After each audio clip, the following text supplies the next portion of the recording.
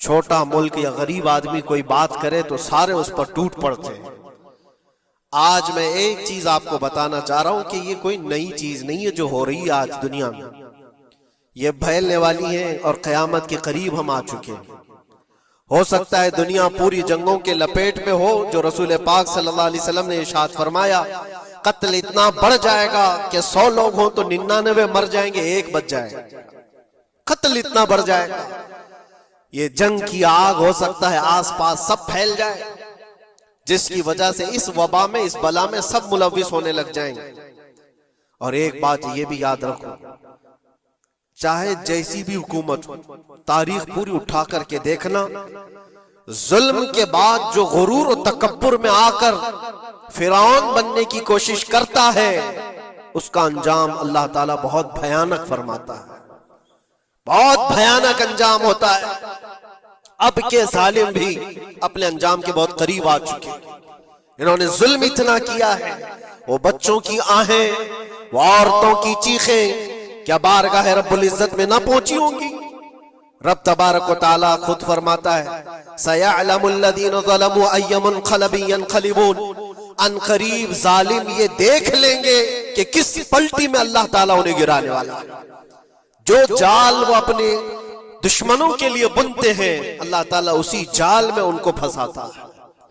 आज देखना आप, तारीख की सच्चाइयां आपको इस बात का जवाब देंगी।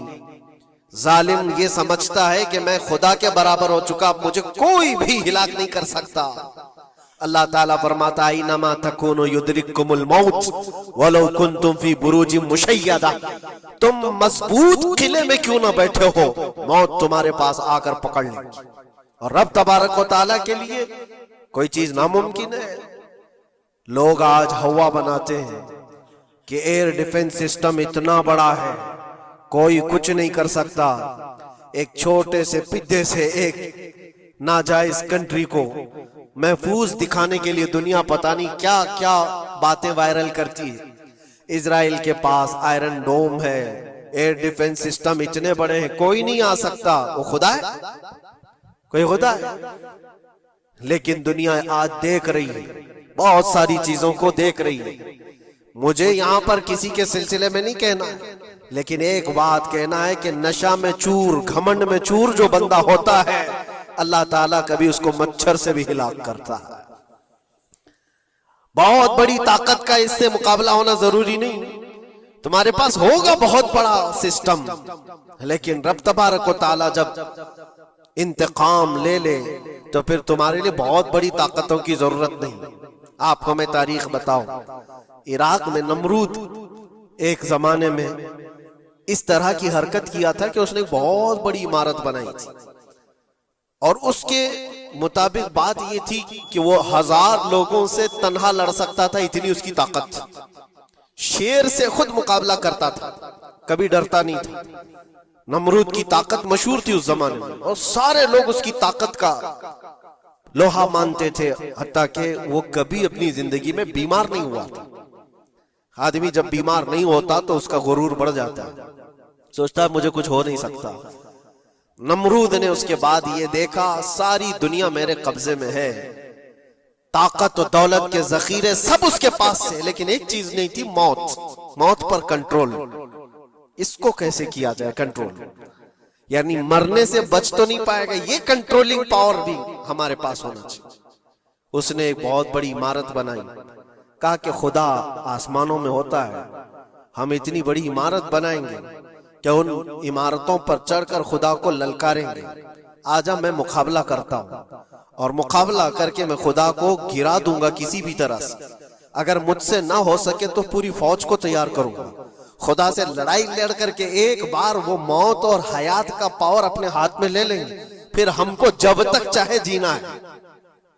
कहां की खाम ख्याली।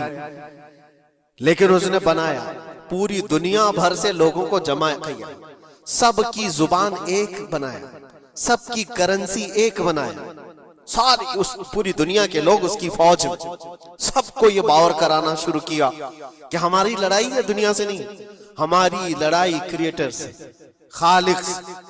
हम उससे पावर छीन लेंगे एक बार और फिर अपने हाथ में मौत और हयात का कंट्रोल रखेंगे।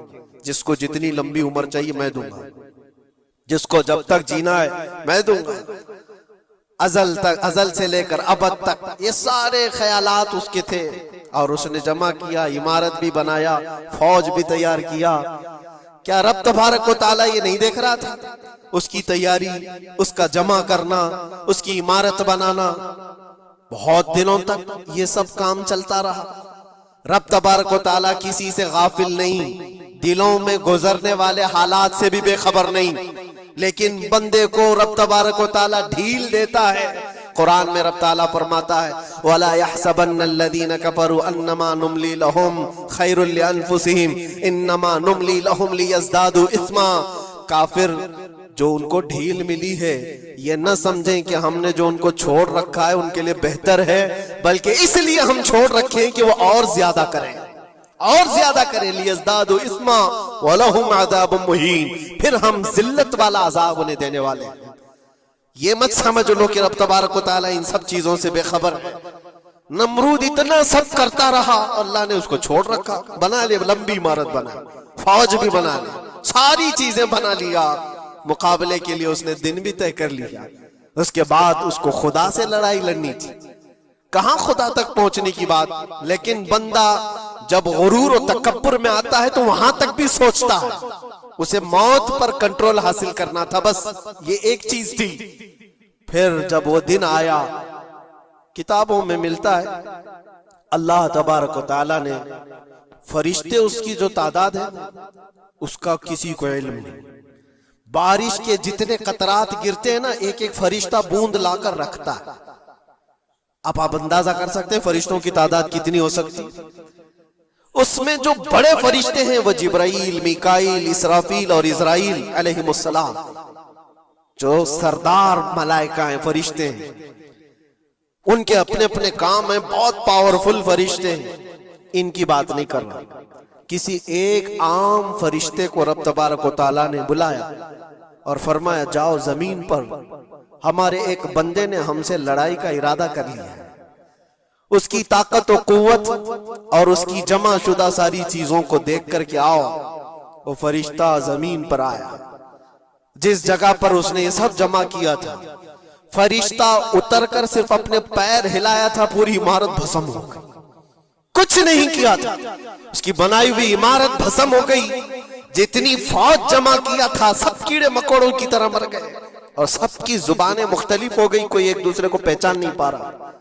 ये मिनटों की भी बात नहीं थी, सेकंडों की बात थी। फरिश्ता वापस चला गया, नमरूद का जवाल हो गया, खत्म हो गया। ये तारीख की एक बात है और ये रिवायत हम अपनी किताबों में नहीं रखते, ये रिवायत यहूदियों की किताबों से ही है। यहूदी इस बात को यकीन करते हैं और इसी वजह से इस बात पर वो दोबारा अमल करने के लिए फिर कोशिश में है। न्यू वर्ल्ड ऑर्डर जो कहा जाता है, पूरी दुनिया को इकट्ठा करना, एक करेंसी बनाना, एक लैंग्वेज पर लाना और सबको मिलाकर के एक ताकत हासिल करना, स्पेस पर जाना और फिर वही चीजें दोहरानी जा रही है दुनिया। वही चीज एक दोबारा बार ट्राई करना है, जिसके लिए आपको पता है ये छोटी सी कौम पूरी दुनिया पर कंट्रोल हासिल करने के कैसे कैसे ख्वाब देखती है। अगर आप जाएं, इस्लाम दुश्मनी तो इनकी पुरानी है, लेकिन ये जो 50,000 लोगों का कत्ल है, ये सिर्फ और सिर्फ उनके अपने एक छोटे मकसद के लिए। हो सकता है बहुत सारी बातें, गजा पट्टी एक ही इलाका बचा हुआ है फिलिस्तीन का, बाकी सब तो ये कब्जा कर चुके 1947 के बाद, 48 के बाद। छोटा सा हिस्सा जो बाकी गजा पट्टी, जिसकी 20 लाख की आबादी, उस इलाके पर इतनी ज्यादा क्यों क्रूरता है, क्यों? बाकी सब जगह पर और भी दीगर जगह पर ये अगर ये ओरिजिनल वीडियो आपको देखना है तो इसकी लिंक डाल दी है मैंने डिस्क्रिप्शन में, आप वहां जाकर के पूरा वीडियो भी देख सकते हैं। अगर वीडियो अच्छा लगा हो तो वीडियो को लाइक कर दें, चैनल को सब्सक्राइब कर दें और वीडियो को ज़्यादा से ज़्यादा शेयर कर दें। अस्सलाम वालेकुम।